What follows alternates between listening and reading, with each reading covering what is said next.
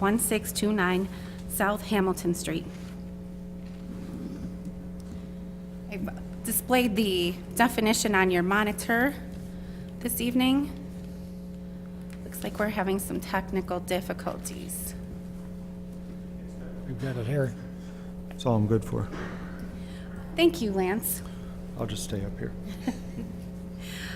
A bed and breakfast lodge-in is identified in the use classification table as a special use within all zoning districts and is defined as a residential building containing not more than 5 lodging rooms offered for rent to transient guests for a continuous period of 30 days or less, and containing the owner's principal residence.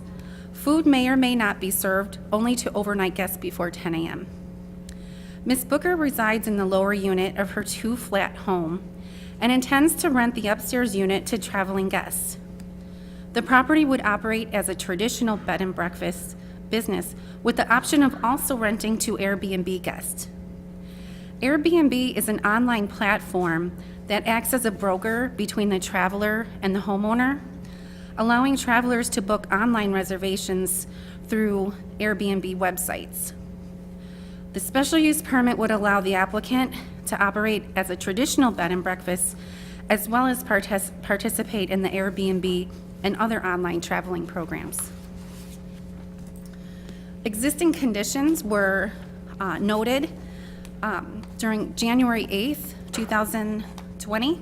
A zoning inspection was performed, which is concurrent with this request, to document existing conditions.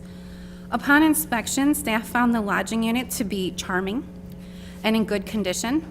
The unit was furnished and decorated with paintings, artwork, books, and other items reflective of Lockport's history. The property has 2 separate driveways. A paved driveway is located on Hamilton Street, and a gravel driveway is located on 17th Street. The gravel driveway will need to be paved.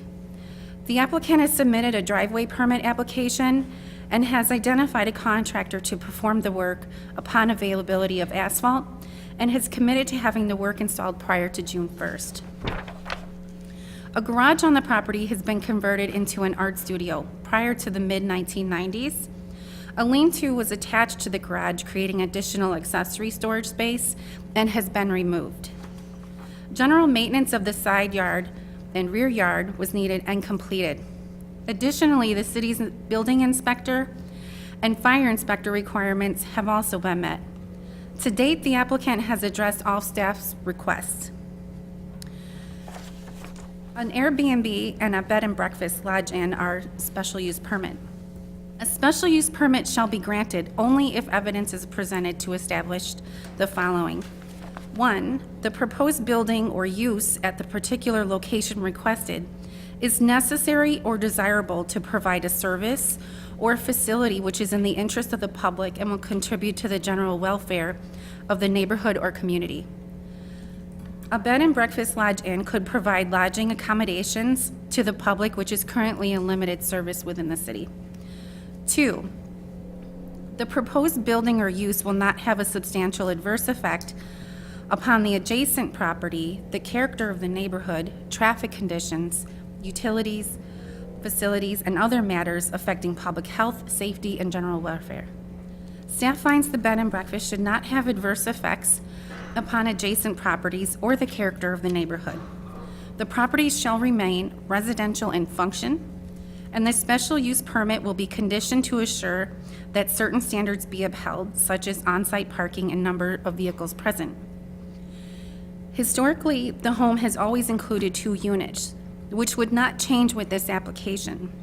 The allowance for the bed and breakfast will allow the applicant to better manage customers and lessen traffic from a condition where the tenant lives in the residence on a more permanent basis. 3, the proposed building or use will be designed, arranged, and operated so as to permit the development and use of neighboring property in accordance with the applicable district regulations. Staff finds the residential building should not hinder future development as the footprint and lot usage will remain consistent with the existing condition. A motion is displayed on your monitor. Should the commission find sufficient evidence that special use permit for a bed and breakfast lodge inn within the RO zoning district meets the standards established for such classification, then the following is suggested. A motion to approve a special use permit for a bed and breakfast lodge inn to include internet bookings through Airbnb, etc., within the RO zoning district with the following conditions. One, which has been addressed, prior to operation of the bed and breakfast, all non-conforming conditions shall be addressed. This will include paving of the driveway, removal of accessory shed structure, and general maintenance-related items, and completed to the satisfaction of city staff. Two, a new business permit is needed for final inspections. All comments generated by the inspections will need to be addressed. The applicant submitted application concurrently with this request.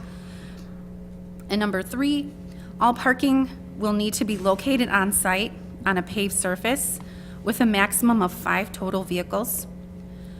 4, sign permit is needed. An application was also submitted with this request.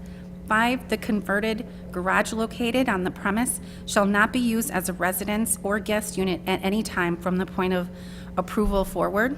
And last, annual fire and building inspections will be required each year. This concludes staff's analysis, and the applicant is here this evening to answer questions. Thank you. Anyone from the public wish to speak on this? Please come forward, sir. State your name for the record. Here or to there? Oh, to the mic. And if I could have you raise your right hand You got it. and affirm that you will tell the truth, nothing but the truth, and help, except for, So help me God. Nothing but the truth, help you God. I do, yes. Yes, thank you. Yes, my name is John Older. This is my wife Cheryl. We are simply here to express support for the approval of this request to have this this Airbnb. John, could you state your name?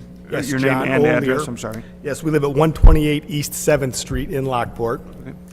And we're just here to, show support for this this project here, and to encourage the city and with your efforts to promote some of these short-term rental stays. That has a history of, perhaps a negative history, short-term rentals. However, in this current phenomena of Airbnbs and other similar platforms, it is really a good tourist promotion. I think by allowing some of this kind of activity at these larger, older homes here in Lockport, we could not only help owners generate some money to help preserve this old architecture, but also bring some business and some tourism to Lockport. So my wife and I are simply here to be an encouragement and try to express our support for this request. Thank you very much. We appreciate it. Yeah. You want these, Lance, paperwork? Anyone else from the public wish to speak? Please come forward, sir.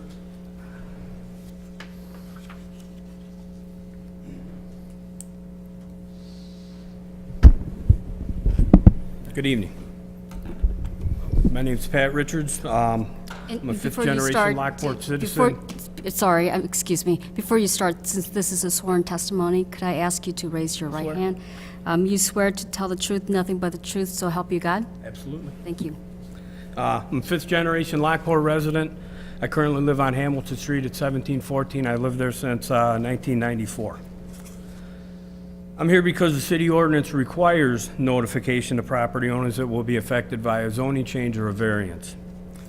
I feel an Airbnb is going to have a negative effect on my property. I don't think there's anyone here that can demonstrate a positive effect that it can have on a piece of property. It's been well documented, which was just reflected, that Airbnbs do have negative connotations.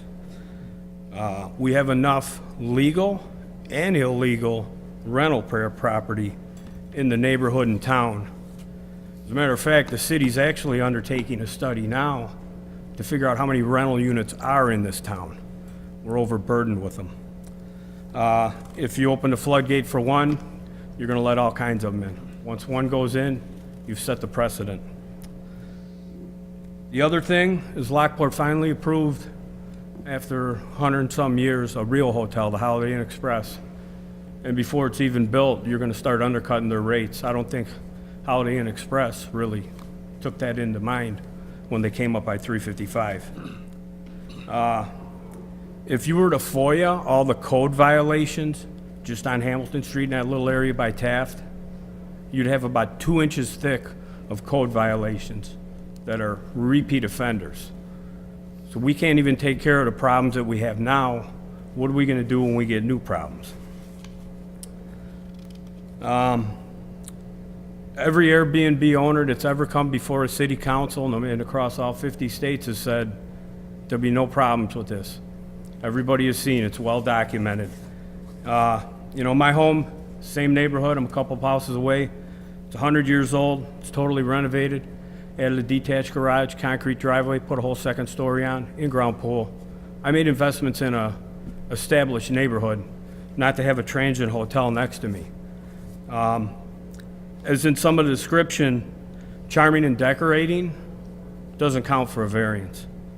Advertising Lockport doesn't count in a variance. As for it's 5 vehicles, there's already 5 vehicles at the property, so it isn't even gonna be in compliance. So I am asking you to deny this request. No offense to my neighbors that I've known for years, but I just don't think it's the right place. It's also right across from Taft School. I know people have worked at the school. I know people that have been involved in child custody case that the police actually meet to switch kids at the school office. There's concern, some of my other neighbors, is there gonna be sex offenders renting these rooms?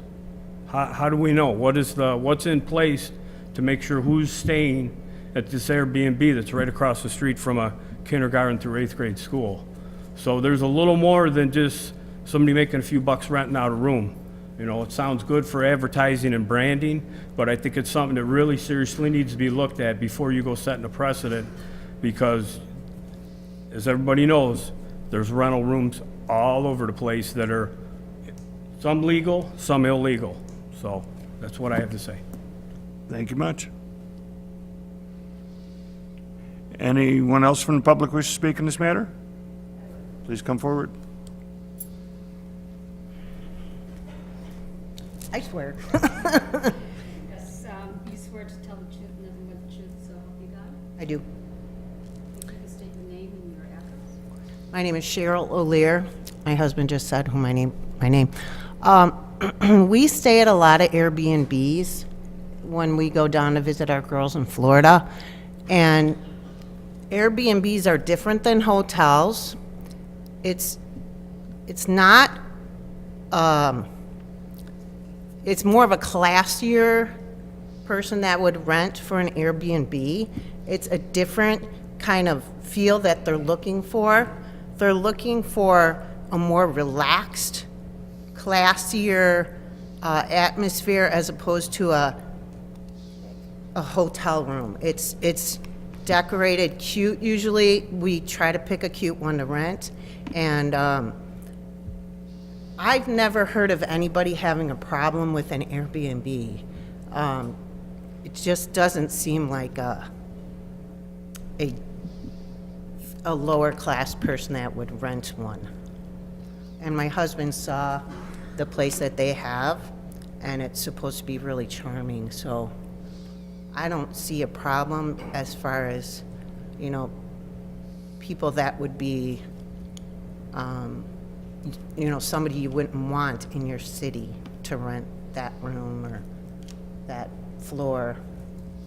And we have some rentals in town, and it seems like the renters staying for the month or, you know, signing up for a year could actually be more problematic than the ones that would rent an Airbnb. That's all I wanted to say. Thank you. Please come forward, ma'am.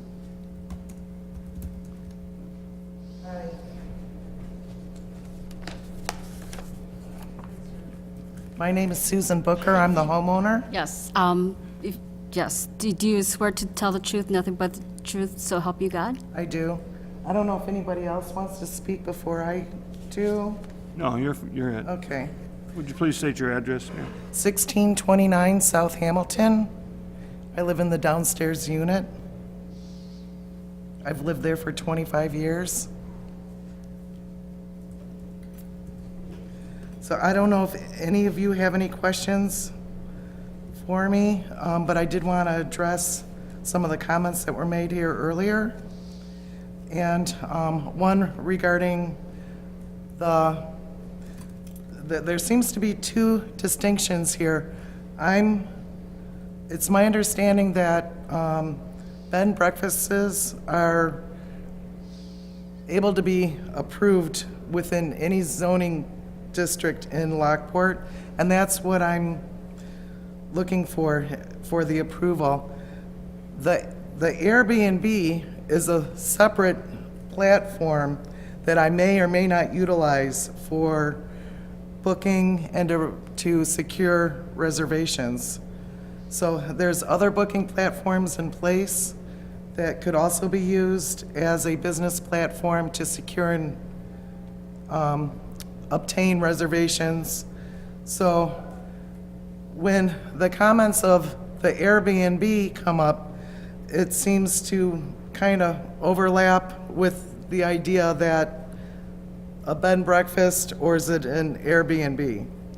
So what I'm seeking is the approval for a bed and breakfast, and one of the platforms that I may utilize in my business plan is utilizing Airbnb as a way of securing reservations. So, as my one neighbor said that he had concerns regarding predators that might utilize or be in the neighborhood. And this idea or this topic did come up during a pre-planning meeting. And so I understand that there could be a concern. We are across the street from Taft School. And regarding the safety of the community, children at Taft would only be on the playground during school hours supervised by school personnel. If they're there after hours, they're really not supposed to be there after hours is one issue. But we understand that this is an issue, and it could be an issue anywhere in the community. And so the same could be said about big chain hotels or renting any property at any location. And while anything's possible, and as a community we have to remain observant, we find it highly unlikely, along with the safety measures that we have in place, that my B&B would be singled out by someone with criminal mind. And by utilizing an online platform such as Airbnb in my business plan would actually afford me protections and the community protections which are not afforded to those who lease and rent out their properties to long-term people who rent for a year lease. And I'll explain why in a moment. But as far as Airbnb, they vet their customers and guests when they rent people's rooms. What they do is they ask for a government ID, and they obtain phone numbers, email addresses, IP numbers, credit card information. And when they arrive, their vehicles can be photographed and documented, as well as their license plate numbers, as well as a smart lock at the front door, which video records people going into the property and out of the property. And that video can be reviewed in real time, it can be recorded, and it can be forwarded to officials if needed. And another feature that Airbnb offers to hosts, which I would utilize in my business plan, is the option not to disclose the exact property location before people book. Basically, the way the system works is they give a general location, and people who book the reservation do not obtain the actual exact address until after the reservation's been made. Okay, so now taking this even further, these safety measures, knowing the guest's name in advance and their phone number, we're able to use background and public record checks on online services such as Been Verified. We can look up customers' names and see, do they have a questionable history? And if they do, we can cancel the reservation and we can notify the police that these people tried to book the room. So, other safety control measures which are not afforded, which are afforded to those offering short-term stays using like online platforms, but that are not afforded to long-term year leases, is being able to set rules such as quiet time, how many people can come over to the property, who can use the space, if third-party visitors can come and visit the space. And so my business plan calls in all cases that anybody coming to the property be notified who they are. Now, so if someone were to try and sneak a guest in, or it would become a violation, actually an issue of trespassing, and myself, Airbnb, or whatever online platform is, or the police could be notified that people were there without permission, and intervention could take place. And so there's also a plan in place that anybody, third-party guests coming to visit, guests that might be staying at the place, that visiting hours would be between like 9 in the morning and 9 at night.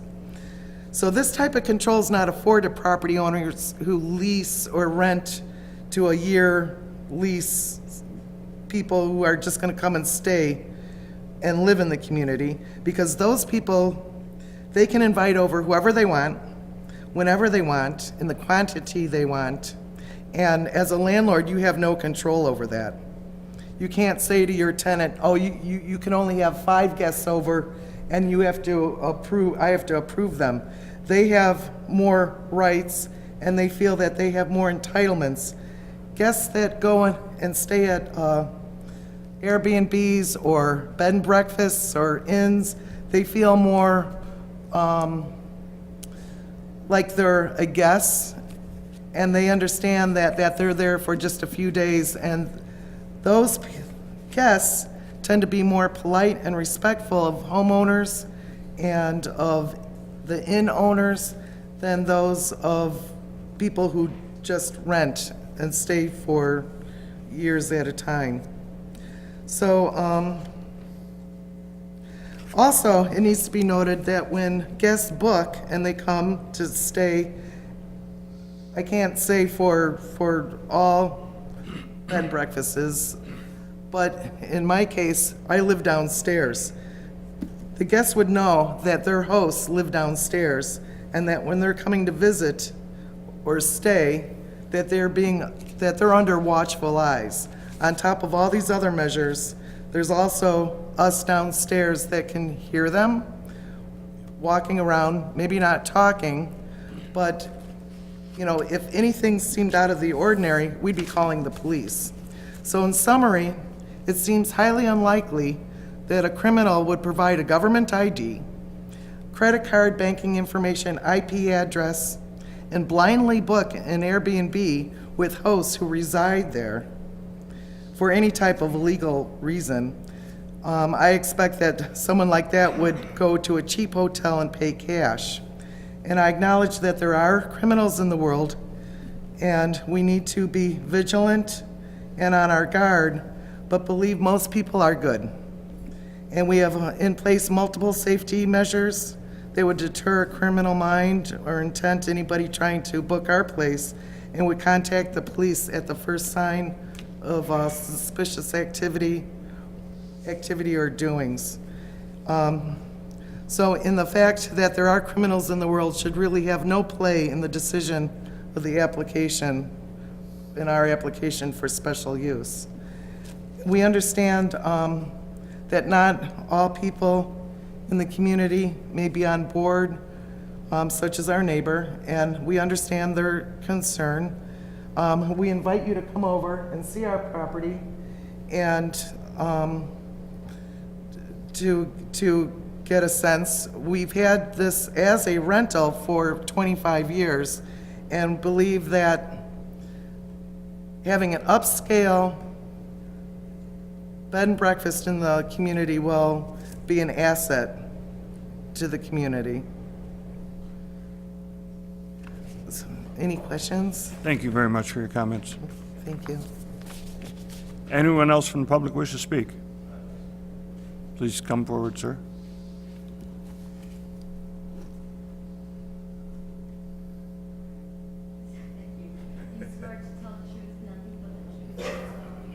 I do. My name is John McLeod. I reside at 1629 South Hamilton Street on the first floor. This is my family. Again, I want to reiterate, this has been a rental unit since it was built. I think this is going to be an improvement over the past circumstances where we've had to rent to people and then are stuck with the tenants. This is a highly vetted system, and I also want to address some of my neighbors' concerns, which I think are valid. Any code violations that may have been existent in the past have been addressed, and inspections are occurring tomorrow. Everything is up to date, and we have followed the letter of the law as far as what the village has asked us to do, and we'll continue to do so. Some of his concerns seem to be based on the way the village acts in a general sense, and I don't know that that necessarily should reflect our particular request, although I do, again, invite any member here and our neighbors also to come and see what we've done with the place. I think the bottom line is that we're trying to promote Lockport in a huge way. We're proud of this town. We've seen it come a long ways in 30 years, and we want to add to that. So if there are concerns with neighbors that we feel we can address, we are anxious to do so, and that's all I have to say. Thank you. Thank you, sir. Okay. Ken, comment? Close the public hearing. Yeah, unless you want to deliberate and open, you could close the, Close the public you could close the public hearing? Motion to close the public hearing? Moved by Perfino, second by Shepherd. All in favor signify by saying aye. Aye. Opposed? Nice. Okay, commissioners, what's your pleasure here? Can I just make one comment about the unsafe people that may come in? You know, until 2 months ago, I lived on Hamilton Street for 41 years. And the first 10 years of our existence, there was, let's just say the word rough. When my kids were growing up, the house next to me had cops at it every single night for years. And the only way we stopped that was I got all the neighbors together to come to a city council meeting, and we addressed it and said, you have to address this because we can't put up with people sleeping on the roof every night, starting the parties at 10 o'clock at night. And these were all homeowners. There was no rentals. Now, in that neighborhood now, there is more rentals, and there wasn't a lot of problems when we left, but the first 10 years were bad years, really hard. And them were all homeowners. So in them first 10 years, we went through a lot of struggles on Hamilton, and it's gotten better. And just to let you know, the people in the front row there that lived next to me for 30 years, them are not the bad ones. They were good people, so. But, so I understand that about who comes into that house, but it seems like you guys have put a lot of thought into it and addressed a lot of the issues, and I feel good about that.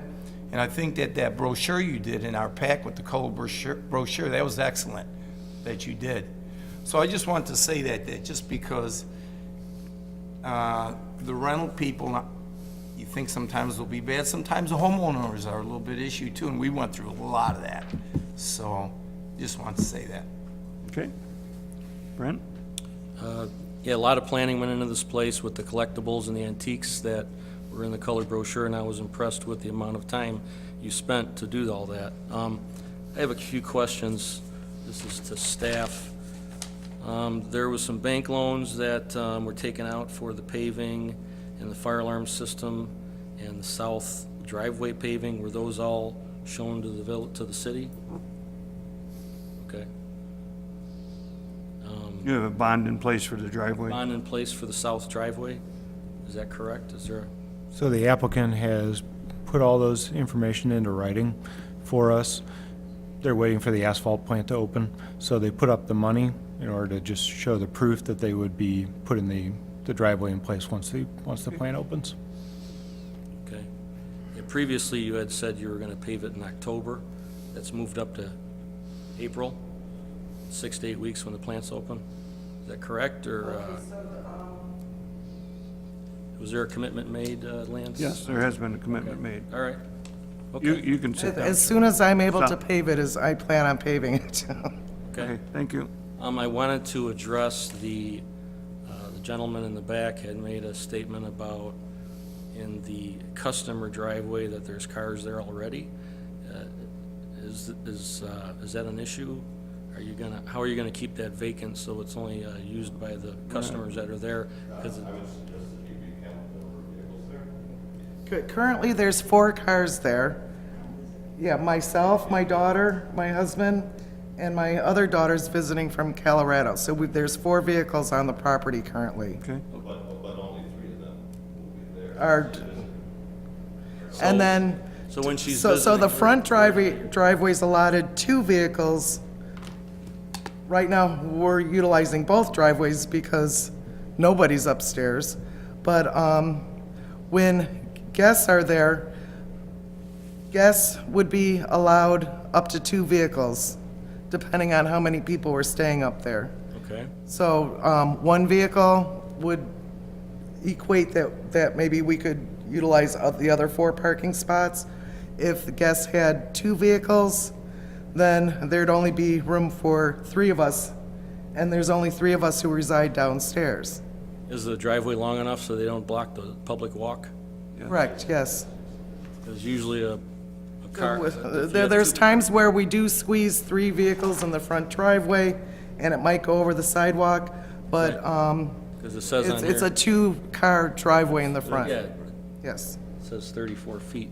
Usually trucks are more than 18 feet each, so it would be over on the walk.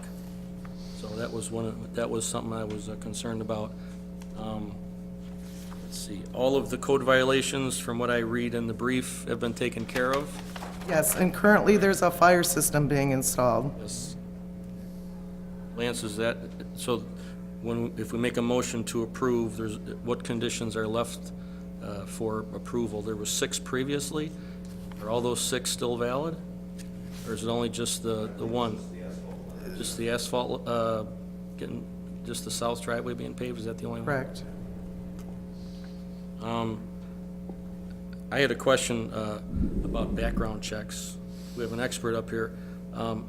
Is it allowed to get social security numbers to do background checks instead of everything else? You know, nothing to do with us. It's just a question. correct. And I think the measures that we're taking are up and above what a hotel, a big chain would be taking by getting not a patient, a guest's name and their phone number, and then myself as the business owner and the host getting on to Been Verified to look up and see if there's any questionable history. I don't think big chains do this with their guests coming in. I don't think anybody would offer me their social security number, just as I don't think anybody would offer a big chain hotel their social security number in order to book a room. Yeah, so, Yeah, with the school, I'm nervous about. I mean, Okay, that's all I had, thank you. Thank you. Bill? Overall, I'm impressed with the commitment these people have. They've invested in the alarm system, they've taken out loans for the driveway, and the overall commitment to me looks very positive. We're not proposing a cheap sleep flop house where you rent by the hour. We're topping the opposite extreme, a classy, desirable facility, so I'm in favor of it, approval. Thank you. Janine? Yes, I agree. I've always wondered why there weren't any such establishments in our area, because there really aren't any. And I agree that it is a different clientele. And Thank you. One of the questions I have, Kimberly, you have Article 6, annual fire and building inspections will be required. When did we start inspecting buildings? It's a measure that we would like to attach to an application for a bed and breakfast for an Airbnb. So it's not- Moving forward. It's not an ordinance now, though. It's not part of the ordinance currently, but it would be specific to this special use for this property. One thing with the comment regarding whether there's a proliferation of the bed and breakfast, this, again, is particular to this property with the special use, and because the special use affords the flexibility of city staff, council members, commissioners to address any concerns, that's one of the conditions that we can put in. And so it's not necessarily directly in the code, but because it's a special use, we can seek that for the condition of the approval. Right, understood. I wanted to make sure that it wasn't made city code yet, because I didn't know if we were not notified of a change, No, so, yeah. okay. Comment. And I have to agree, it's a different clientele that's renting places like this, and quite honestly, you're probably better off doing rentals sometime with it. Assuming this business is successful and other property owners in Lockport want to establish a bed and breakfast, and they're going to have to go through all the exact same procedure here to get a special permit that these people have. Exactly. So somebody just can't convert their two-flat into a bed and breakfast overnight and say, I'm in business. No. There are some communities that have opened up their zoning and allowed Airbnb or bed and breakfast, similar operations to be a permitted use in certain zone. Lockport is not one of those communities, so they would have to go through a special use for the R1 zone districts. I believe Lamont has done that already, I think. Yep. Okay, any other questions, comments? What's your pleasure? What are the motion riders? What are the annual fire and building inspections? Are we going to require those? That's recommended by staff. That's one. And the second one is pave the driveway before. Is there a date you guys have in mind? No? June 1st, probably be safe. We've had bad Mays for paving. Yes, we have, We all know that. last year. Make a motion to approve with the two conditions that were just discussed. We have a second to that motion? Second. And for the record, it would be a motion to, well, number one, this body has reached a finding that all the criteria of special use has been met, and the motion is to approve the special use with these conditions. Correct. Any questions, comments? Kathy, would you roll call vote, please? Shepherd. Yes. Likens is absent. Porfilia. Yes. Oxley. Yes. Maloney. Yes. Ken is absent. And Wheeler. Yes. Motion passed. And when will this go to the committee of the whole? March 4th. March. March 4th. March 4th. Okay. This will go before the city council, March 4th, in this room at 7 PM. Yeah, Thank you very the much. committee of the whole, March 4th.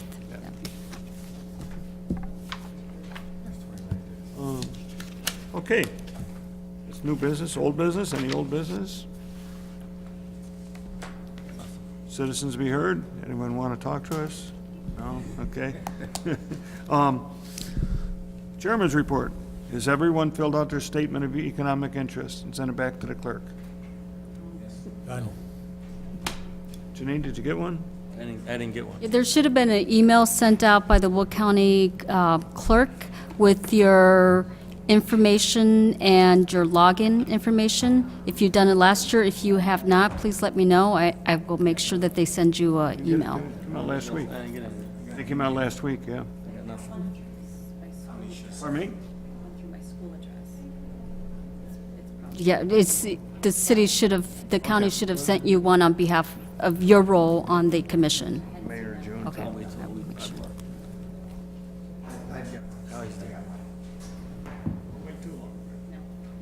I got the letter in the mail and I just sent it back today. Motion adjourned. Okay. Do we have motion to adjourn?